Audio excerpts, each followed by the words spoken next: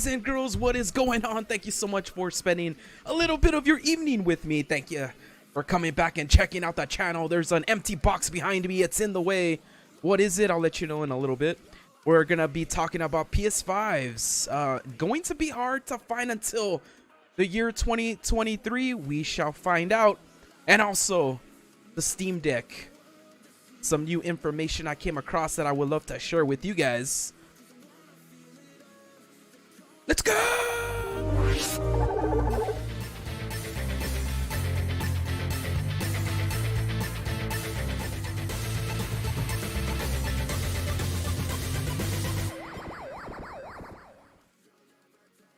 This comes from IGN, in fact. A lot of different sites are reporting on this. The chip shortage affecting every part of gaming could drag into 2023. Why do they say this? Why are they saying this craziness? Well, Intel CEO expects the industry to catch up with demand in 2 years. So let's go into this article a little bit, written by Taylor Lyles. Within the last year, the chip shortage has caused strains across numerous industries, including gaming. If you're hoping to easily secure PS5, Xbox X, or RTX 30, it likely won't happen until 2023. During Intel, so they're basing this on Intel's earnings call. But during Intel's Q2 earnings call, CEO Pat Gelsinger expects the chip shortage to continue well into 2022, with supply issues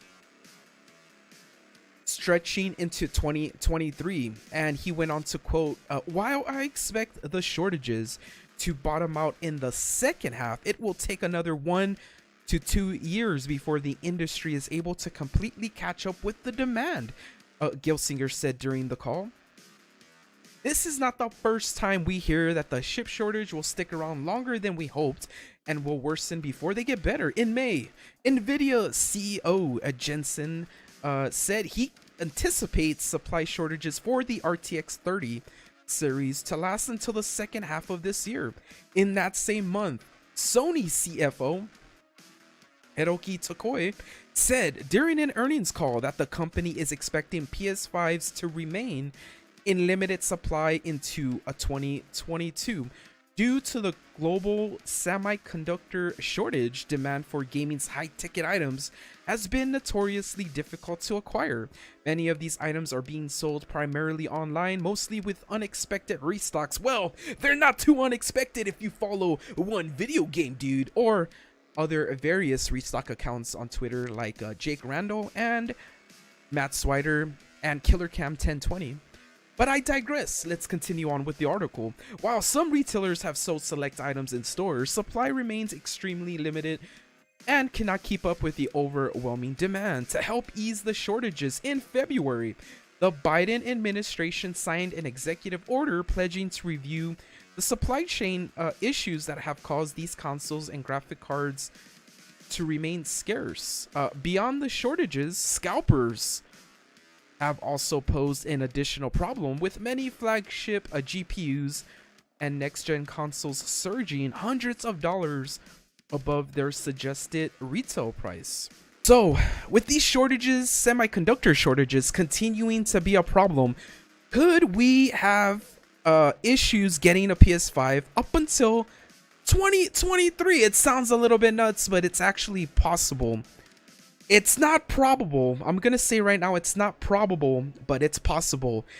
The reason they're saying 2023 is that they want to give themselves like some space to breathe, and they don't want to make any promises right now. But I don't think the thing is, you guys, people are getting the ones who want a PS5 are getting them, and I think as time goes on, scalpers will either start losing money because they're realizing that at this point people are just willing to wait.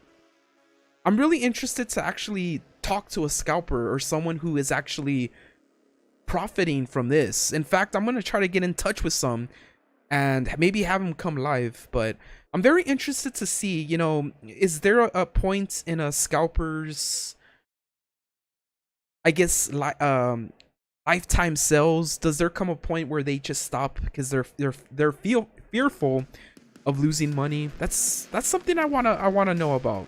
So there's 3 versions of the Steam Deck that already the pre-orders sold out.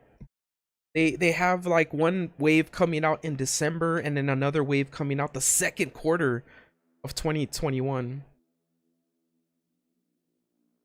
But what's crazy to me is that the more expensive versions of the Steam Deck feature faster NVMe SSD storage, while the cheaper is listed with a 64GB eMMC.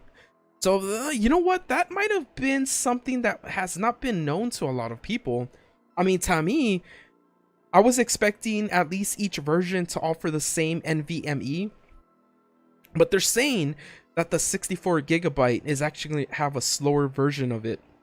So the ones who bought the 256GB and the 512 are gonna get the faster NVMe SSD. Oh man, that's actually what do you guys think? I know you guys know this, but when you expand storage on a next gen console, like so right now PS5 hasn't implemented expansion of an SSD, right? But let's look at Xbox Series X. What a lot of people are like, what I've seen on Twitter, let me know what you guys think.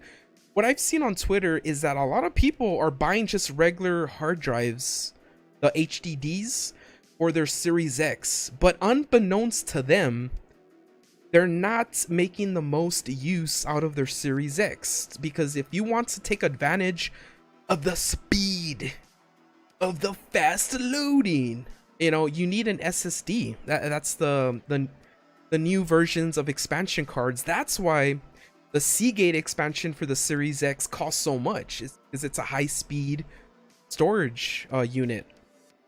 But I found that I just thought I would mention that because it looks like that people are going to experience the same thing with the Steam Deck. Some of them might be under the false impression that they can just like pop a regular HDD into it.